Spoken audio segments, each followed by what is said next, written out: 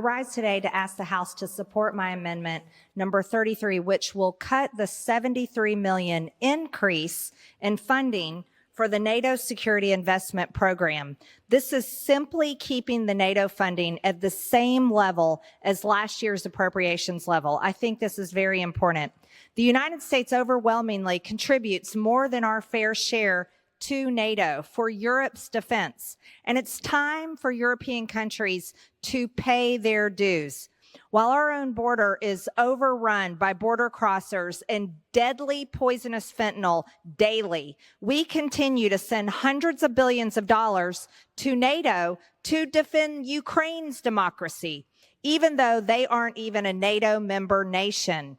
Investing in NATO security is an America Last policy. All increases in funding should be investing in the United States of America's security and the defense of our own border.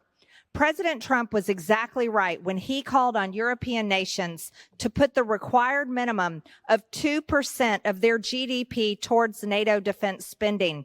Most NATO countries still don't meet that requirement, and the U.S. ends up paying for 70% of the alliance's defenses. This is outrageous. The American people do not like paying for other countries' defense when our borders are overrun daily.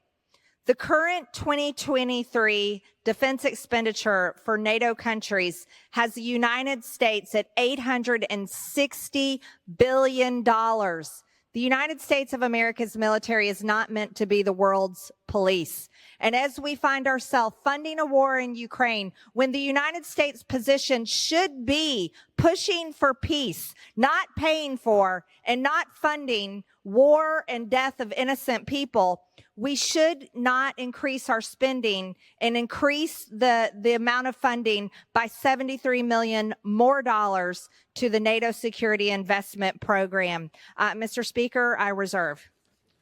Americans are not fighting and dying in Ukraine. Ukrainians are. And all they ask of the great country they admire and they want to emulate is that we help with equipment and training. Putin benefits from this amendment. Putin, a sociopath who is engaged in the most depraved behavior in our lifetimes, killing innocent men and women, targeting hospitals, targeting schools, showing no restraint. This Congress must stand with Ukraine. This Congress can never be seen as Putin's enabler. And that is what this amendment does. That's what's behind it. The author of this amendment has already said she wants to give zero to Ukraine. So we know the motivation behind the amendment. Let's reject it. Let's stand with Ukraine, and let's make sure Putin gets that message loud and strong with a forceful voice here on the floor of the House of Representatives. I yield back.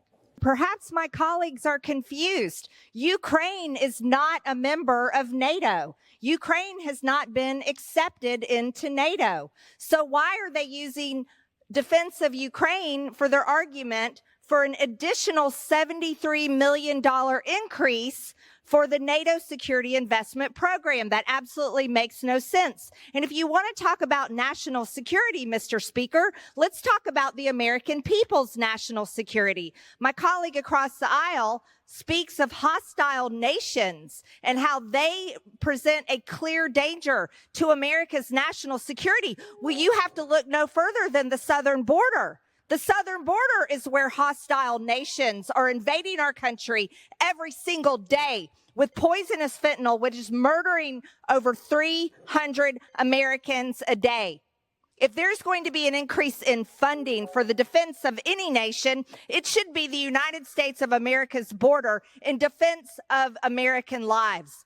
And I would like to add on, Mr. Speaker, my position and the position of most Americans is peace, not funding the murder and death and continued foreign wars, defending other countries' democracies while completely ignoring our own.